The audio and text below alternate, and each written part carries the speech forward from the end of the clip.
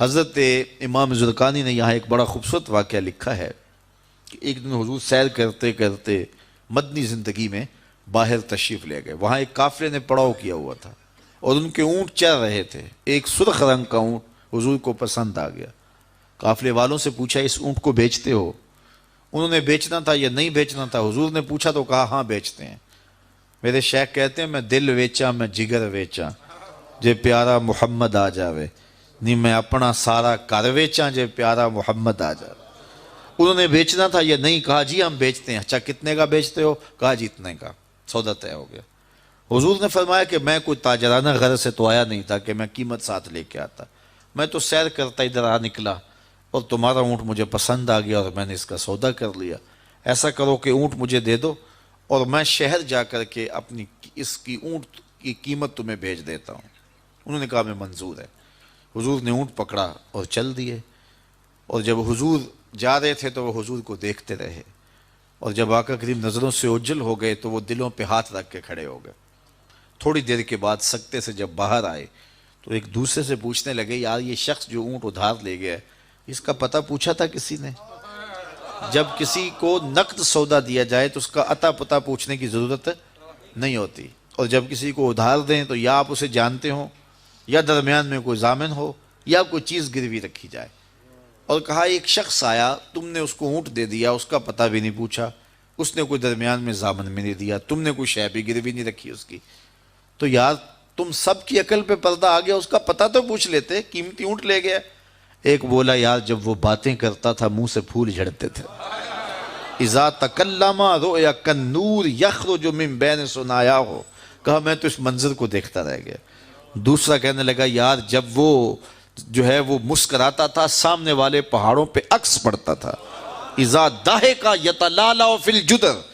تیسرا بولا یار میں تو اس کی آنکھیں ہی دیکھتا رہ گیا. کیا خوب سجن دیاں اکھیاں نے, کیا خوب سجن دیاں اکھیاں نے جویں پر کے سرائیاں رکھیاں نے. تو اجے میرا یار نہیں ڈٹھا جنوں ویکھ کے چن شرماوے. ادھی راتیں دن چڑھ جاوے جیو رخ تو نقاب اٹھاوے. تے جیو نکلے سیر کرن نو سارا گلشن سیس نواوے. اتے دھرتی لف لف جاوے جے ہاتھ پھلاں وچ رکھدا ہاتھ پھلاں تو ود جاوے. نین نشیلے مست رسیلے وچ سونا کجل سہاوے. اکھ اگڑے تے انج پیا جاپے جویں میں خانہ کھل جاوے.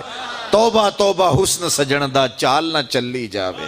بجلی ڈردی لشک نہ مارے متا بے ادبی ہو جاوے. تے جے او کھولے پیچ زلف دے اتے راہی راہ پل جاوے. توبہ توبہ حسن سجن دا چال نہ چلی جاوے. علم خدا نے اینا دتا عقلاں وچ نہ آوے. عقل خدا نے اینی دتی علماں وچ نہ آوے. کی اعجاز نظر وچ او دی جو آوے وک جاوے. خلق او دے نے مولئی دنیا کوئی ورلائی جان بچاوے. آزم ایڈا سونا ماہی سانو کدرے نظر نہ آوے. انہوں نے کہا جو بھی ہوا تم اس کے حسن میں کھو گئے اور وہ قیمتی اونٹ اپنے حسن کا جادو جگا کے تم سے ہتھیا کے لے گیا. امام زرقانی لکھتے ہیں جب انہوں نے یہ کہا نا کہ قیمتی اونٹ ہتھیا کے لے گیا تو اب تک خاموش بیٹھی خیمے کے پردے کی اوٹ میں بیٹھی قافلے کے سردار کی بیوی نے خیمے کا پردہ سرکایا اور ان سے مخاطب ہو کے بولی انا ضامنۃ لسامان جمالکم لا یغدر بکم. خبردار اس کے خلاف کوئی بات کی تو اگر وہ قیمت نہ دینے آیا تو مجھ سے لے لینا, میں اس کی ضامنہ ہوں. انہوں نے کہا اچھا تو اسے جانتی ہے؟ کہا واللہ میں بھی نہیں جانتی. تو کہا پھر ضمانت کیسے دے رہی ہے؟ کہا جب تم سودا کر رہے تھے خیمے کی اوٹ سے میں نے اس کا چہرہ دیکھا تھا اور جس کا چہرہ اتنا سونا ہو وہ جھوٹ بول ہی نہیں سکتا ہے.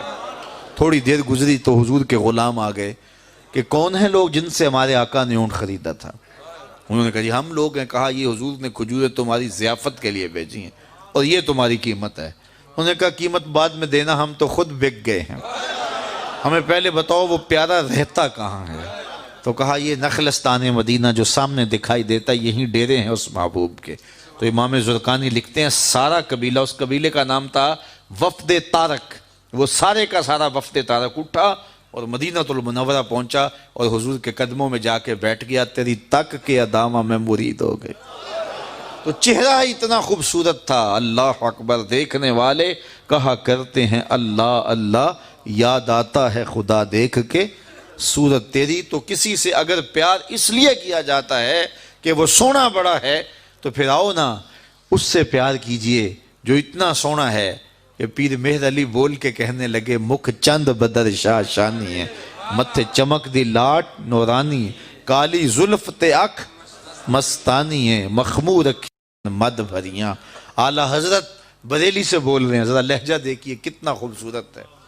بلبل نے گل ان کو کہا، بلبل کی منتہائی پرواز تو یہ کسی کو پھول کہہ دے، وہ پھول سے آگے تو سوچ نہیں سکتی، لیکن اس نے بھی پھول کہہ دیا۔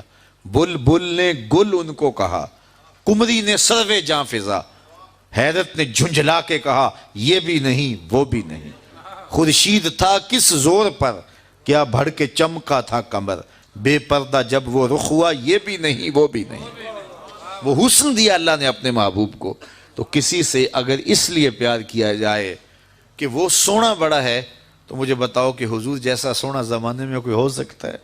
اللہ اکبر، سارے حسن حضور کے قدموں سے پھوٹتے ہیں۔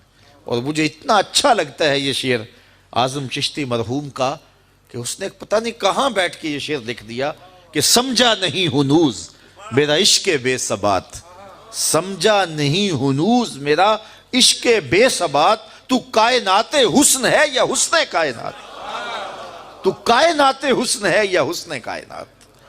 تو اگر کسی سے اس لیے پیار کیا جاتا ہے کہ وہ خوبصورت بہت ہے، تو پھر بتاؤ حضور کے حسن، یاد حضور کے چہرے کا جمال اور رنگ اور شان تو پھر حضور کا چہرہ ہے نا۔ حضرت میمونہ بنت کردم رضی اللہ تعالیٰ عنہ فرماتی ہیں کہ مجھے حضور کی زیارت کا شوق ہوا تو میں اپنے والد گرامی کے ساتھ حضور کی زیارت کے لیے حجۃ الوداع کے موقع پہ میں حج کے لیے گئی، اور حضور سواری پہ بیٹھے تھے اور میں اپنے والد گرامی کے ساتھ حضور کی قربت حاصل کرنے کے لیے اور حضور کی زیارت کے لیے پہنچی۔ حضور کے چمکتے چہرے پر نظر جم نہ سکتی تھی، اور میرے میں ہمت نہ ہوئی کہ میں حضور کے چہرے کو دیکھ سکوں۔ تو حضور سواری پہ بیٹھے تھے تو میں حضور کے پاؤں کو دیکھنے لگی۔ فرماتی ہیں کہ حضور کے انگوٹھے کے ساتھ والی جو انگلی تھی اس کا قد باقی انگلیوں کی مناسبت سے لمبا تھا۔ فرماتی ہیں ما نسیتو فی ما نسیتو طولا اصباحو، کہتی ہیں کہ آج تک اتنا عرصہ گزر گیا ہے، حضور کی مبارک انگوٹھے کے ساتھ والی انگلی کا حسن ہی میری نگاہوں سے زائل نہیں ہوتا۔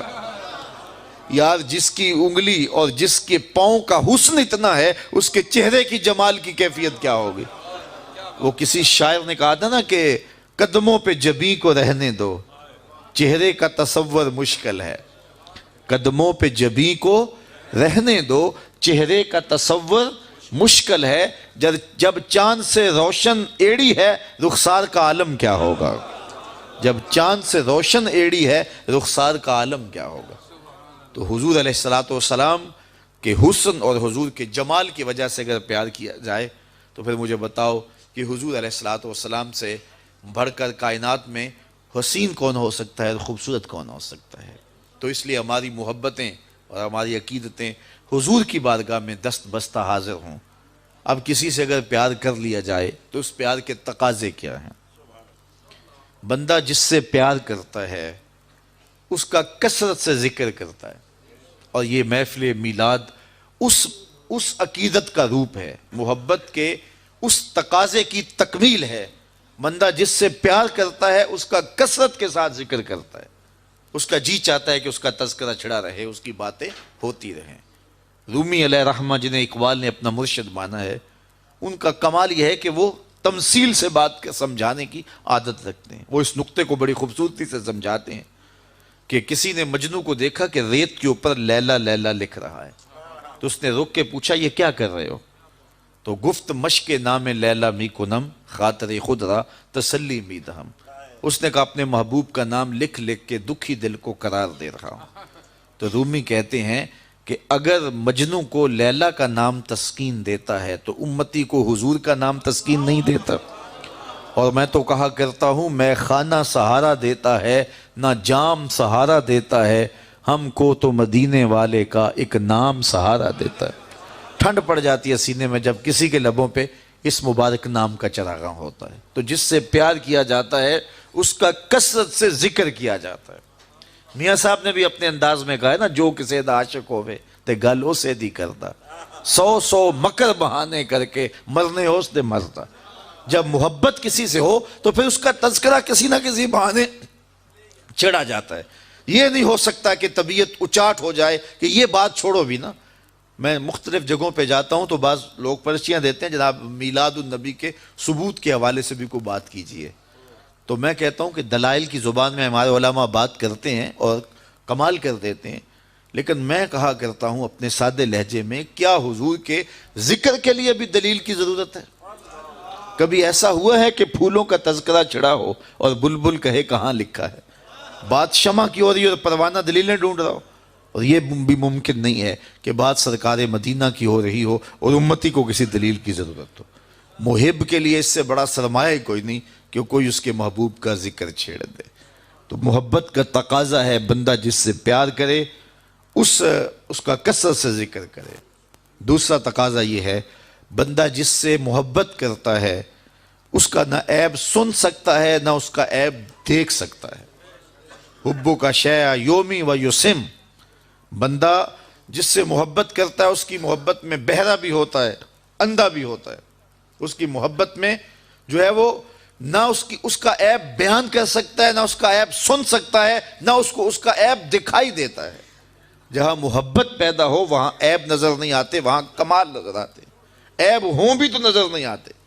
رومی علیہ رحمہ فرماتے ہیں، وہ اس کو بھی ایک تمثیل سے سمجھایا کہ بادشاہ وقت نے لیلا کو دربار میں بلا لیا اور کہا کہ تیرے حسن کا بڑا شہرہ ہے، تو نے ایک شہزادے کو حواس باختہ کر کے رکھ دیا، حتیٰ کہ اس کا تشخص اور نام بھی بھول گیا۔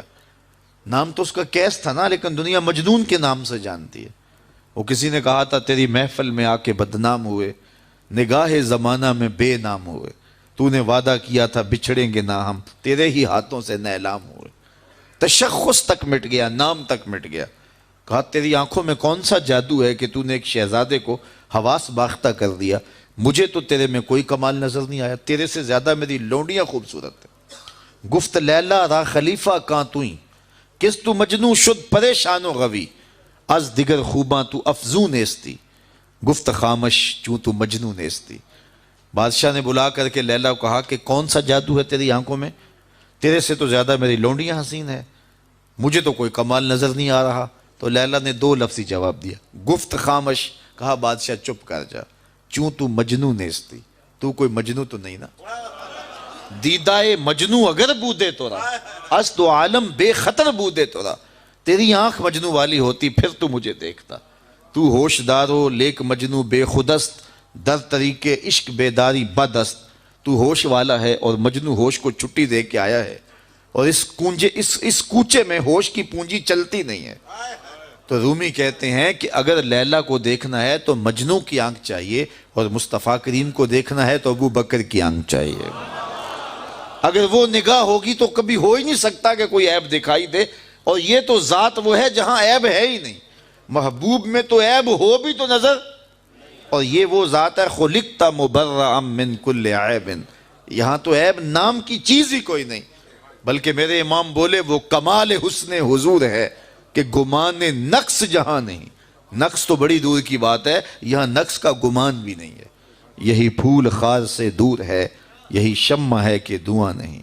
ہر پھول کے ساتھ کانٹا ضرور ہوتا ہے اور ہر شمع کے ساتھ دھواں ضرور ہوتا ہے، لیکن حسن رسول وہ پھول ہے جس کے ساتھ کانٹا نہیں ہے، اور وہ شمع ہے جس کے ساتھ دھواں نہیں ہے۔